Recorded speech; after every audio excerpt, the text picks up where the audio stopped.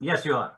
Uh, it's a great pleasure and honor for me to be part of this inauguration of this inaugural program of the very great initiative. And my gratitude to you, Sanjay ji, for inviting me and giving me this opportunity to share my thoughts and music.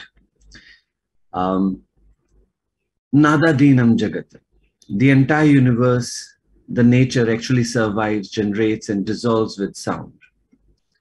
And so deep is the ocean that Nad Sagar Aprampar Saraswati Ajumhu Karat Tumb ke Aadhar Par. Even Ma Saraswati crosses this ocean of sound with the help of a veena.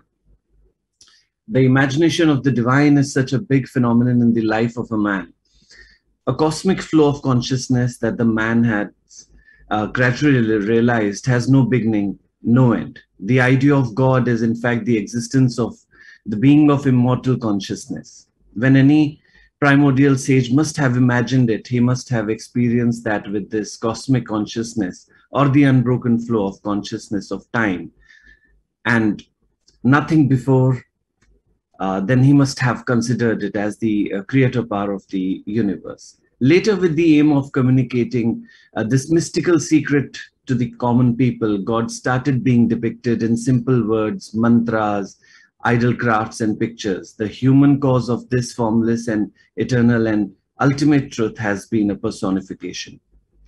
In the Indian Sanatan context, there is a goddess form of our God who is the mother of the universe. She is the truth, cure, mercy, and she is the ocean of compassion. To express this, the sages said that she is quadrilateral and different weapons, objects were shown in different hands.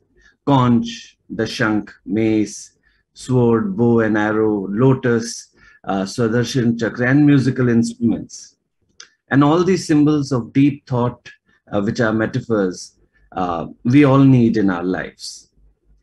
So, as we talk about music, our gods and goddesses have different musical instruments in their hands. So, Lord Shiva with Damru, Lord Ganesha with the Mridang, Ma Sharda with the Shatatantri Veena, that is the Santur, which happens to be my family instrument.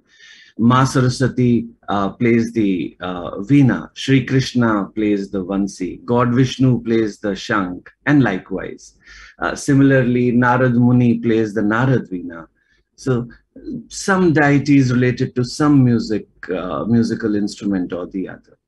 Now, music is hidden in the paraconsciousness in nature, that is, in the ultimate universe, as if there would be an anhat within us. And these different musical instruments reveal its melodiousness through it. Music creates supreme virtue, ultimate peace, ultimate happiness in the atmosphere, in our lives, in the lives of the people, then in the lives of in the life of a nation, and thus breaking the boundaries and transforms this world into one family, what we call as Vasudev Kutumbakam, as said in the Maha Upanishad. Even Acharya Abhinav Gupta mentioned his instrument as Nadvina, which generated huge sounds, huge Nad, which is basically Santur in itself. The life is a God's creation through this Nad, through this sound, and we are particles of this sound.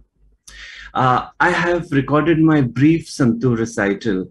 The objective was so that you get a little bit better quality. The moment we go into instruments, we don't get very good quality online. So I recorded it beforehand. Please enjoy. I'm presenting some nuances of my style, the Sopori Baj, which is my father's style, and followed by some chand patterns, which is a very special feature of our style, in which you will see some beautiful shades of melodic and rhythmic combinations.